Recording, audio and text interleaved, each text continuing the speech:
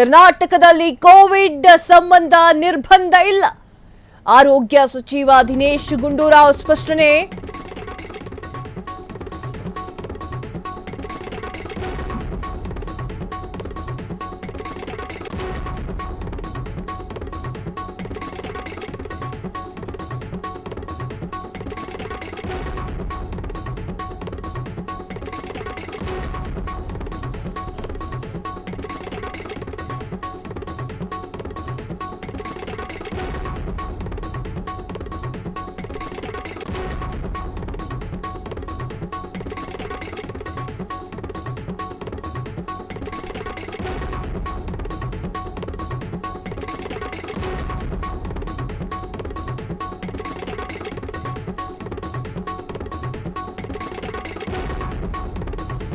S, ಕರ್ನಾಟಕದಲ್ಲಿ Covid ಸಂಬಂಧ ನಿರ್ಬಂಧವಿಲ್ಲ. ಆರೋಗ್ಯ ಸಚಿವ ದಿನೇಶ್ ಗುಂಡೂರಾವ್ ಸ್ಪಷ್ಟನೆ. ಸದ್ಯಕ್ಕೆ ಕೋವಿಡ್ ಸಂಬಂಧ ಮುನ್ನೆಚ್ಚರಿಕೆ ಸಲಹೆಯಷ್ಟೇ. ಕೋವಿಡ್ ಉಪತಳಿಯೂ ಕೂಡ ಅಷ್ಟೇನು ಅಪಾಯಕಾರಿಯಲ್ಲ. ಪರಿಸ್ಥಿತಿಗೆ ತಕ್ಕಂತೆ ಅನಿವಾರ್ಯ ಮುನ್ನೆಚ್ಚರಿಕಾ ಕ್ರಮ. ಶಾಲಾ ಕಾಲೇಜು ಆರಂಭದ ಹಿನ್ನೆಲೆಯಲ್ಲಿ ಕ್ರಮಗಳ ಬಗ್ಗೆ ಪರಿಶೀಲನೆ. ಕೋವಿಡ್ G1 ಉಪತಳಿ ಹೆಚ್ಚಿನ ದುಷ್ಪರಿಣಾಮ ಬೀರೋದಿಲ್ಲ. ಕೇಂದ್ರದ ಜೊತೆ ಸತತವಾಗಿ ಸಂಪರ್ಕದಲ್ಲಿ ಇದ್ದೇವೆ. ಮುನ್ನೆಚ್ಚರಿಕೆ ಹೊರತಾಗಿ ಯಾವ ನಿರ್ಬಂಧವೂ ಕೂಡ ಅಗತ್ಯವಿಲ್ಲ ಅಂತ ಹೇಳಿ ದಿನೇಶ್ ಗುಂಡೂರಾವ್ ಅವರು ಸ್ಪಷ್ಟನೆಯನ್ನ ನೀಡಿದ್ದಾರೆ.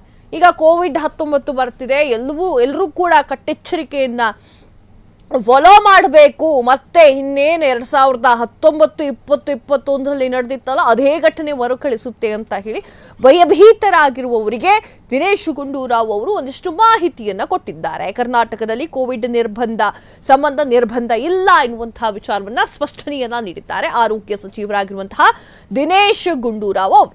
ಸದ್ಯಕ್ಕೆ ಕೋವಿಡ್ ಸಂಬಂಧ ಮುನ್ನೆಚ್ಚರಿಕಾ ಸಲಹೆಯಷ್ಟೇ ಇದೆ. ಕೋವಿಡ್ ಉಪತಳಿಯು ಅಷ್ಟೇನು ಅಪಾಯಕಾರಿಯಾಗೋದಿಲ್ಲ, ಅದೇನು ಅಷ್ಟೊಂದು ಅಪಾಯಕಾರಿ ಅಲ್ಲ. ಪರಿಸ್ಥಿತಿಗೆ ತಕ್ಕಂತೆ ಅನಿವಾರ್ಯತೆ ಮುನ್ನೆಚ್ಚರಿಕೆ ಕ್ರಮವನ್ನು ನೀವು ವಹಿಸಬೇಕು. ಅಂದರೆ ಸ್ಯಾನಿಟೈಸರ್ ಇಂದ ಹ್ಯಾಂಡ್ ವಾಶ್ ಮಾಡಿಕೊಳ್ಬೇಕು. ಆಸ್ಪತ್ರೆಗಳಿಗೆ ಅಥವಾ ಬೇರೆ ಕಡೆಗೆ ಭೇಟಿ ಮಾಡಬೇಕಾದ್ರೆ ಮಾಸ್ಕ್ ಅನ್ನ ಧರಿಸಬೇಕು. ಹೆಚ್ಚಿನದಾಗಿ ಮಾಸ್ಕ್ ಅನ್ನ ಧರಿಸೇ ಓಡಾಡಬೇಕು ಎನ್ನುವಂತಹ ಮುನ್ನೆಚ್ಚರಿಕೆ ಕ್ರಮವನ್ನ ನೀವೆಲ್ಲರೂ ಕೂಡ ಫಾಲೋ ಮಾಡಬೇಕು. ಆದರೆ ಯಾವುದೇ ನಿರ್ಬಂಧಗಳು ಇರೋದಿಲ್ಲ ಅಂತ ಹೇಳಿ ದಿನೇಶ್ ಗುಂಡೂರಾವ್ ಸ್ಪಷ್ಟನೆಯನ್ನ ನೀಡಿದ್ದಾರೆ. ಶಾಲಾ ಕಾಲೇಜು ಆರಂಭದ ಹಿನ್ನೆಲೆಯಲ್ಲಿ ಕ್ರಮವನ್ನ ಜರುಗಿಸಬೇಕಾಗಿರುತ್ತೆ. ಆ ಒಂದು ಕಾರಣಕ್ಕೆ ಎಲ್ಲವೂ ಕೂಡ ಸುರಕ್ಷಿತವಾಗಿದೆಯೋ ಇಲ್ವೋ ಅನ್ನುವಂತಹ ನಿಟ್ಟಿನಲ್ಲಿ ಈ ಒಂದು ಕ್ರಮವನ್ನು ಜರುಗಿಸ್ತಾ ಇದ್ದೀವಿ. Covid G1 ಉಪತಳಿ ಹೆಚ್ಚೇನು ದುಷ್ಪರಿಣಾಮವನ್ನು ಬೀರೋದಿಲ್ಲ. ಜನತೆ ಯಾವತ್ತೂ ಕೂಡ ಗಾಬರಿಯನ್ನ ಪಟ್ಟುಕೊಳ್ಳಬಾರದು ಎನ್ನುವಂತಹ ವಿಚಾರವನ್ನ ದಿನೇಶ್ ಗುಂಡೂರಾವ್ ಅವರು ಸ್ಪಷ್ಟನೆಯನ್ನ ನೀಡಿದ್ದಾರೆ. ಕೇಂದ್ರದ ಜೊತೆಗೆ ಸತತ ಸಂಪರ್ಕದಲ್ಲಿ ಇರ್ತೇವೆ. ಮುನ್ನೆಚ್ಚರಿಕೆ ಕ್ರಮವಾಗಿ ಹೊರತು ನಿರ್ಬಂಧಗಳು ಯಾವುದು ಅಗತ್ಯವಿಲ್ಲ, ಯಾರು ಹೆದರುವಂತಹ ಅವಶ್ಯಕತೆ ಇಲ್ಲ ಅಂತ ಅವರು ತಿಳಿಸಿದ್ದಾರೆ.